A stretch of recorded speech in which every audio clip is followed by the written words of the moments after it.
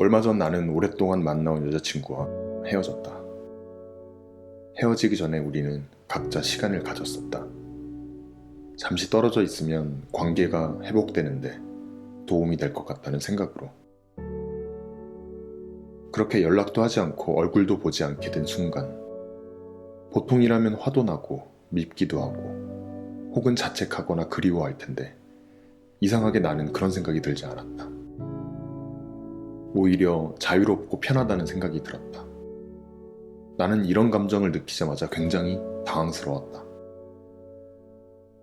오랫동안 사랑한 사람과 떨어져 있는데 어떻게 이런 생각이 날 수 있을까 하는 생각으로. 그리고 즉흥적으로 내 인생에서 처음인 정신과 병원을 찾아갔다.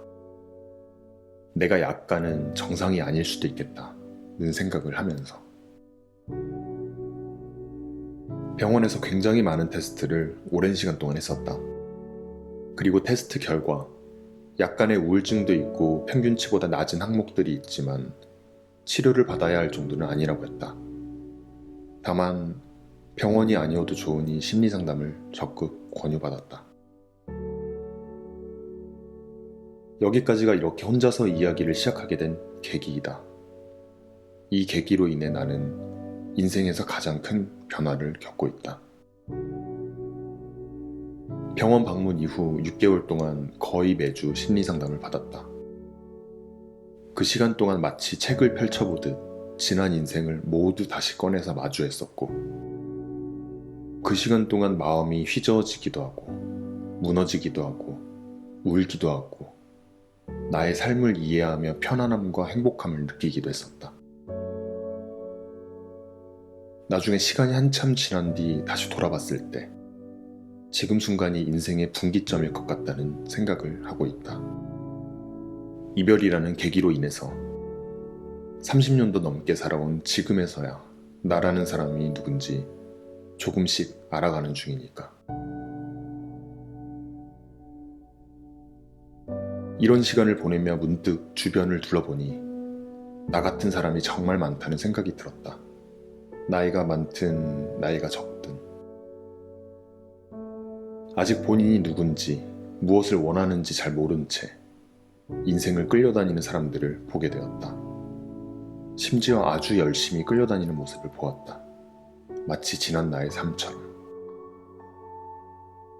그래서 나와 비슷한 사람들을 위해 지금 내가 겪고 있는 이 감정과 생각을 공유하고 싶어졌다. 인생을 주도할 수 없었던 사람이 이제서야 자기가 누군지 알아가고 지금까지 쓰고 있던 가면과 지키고 있던 방어를 하나씩 벗고 조금씩 용기를 내는 과정을.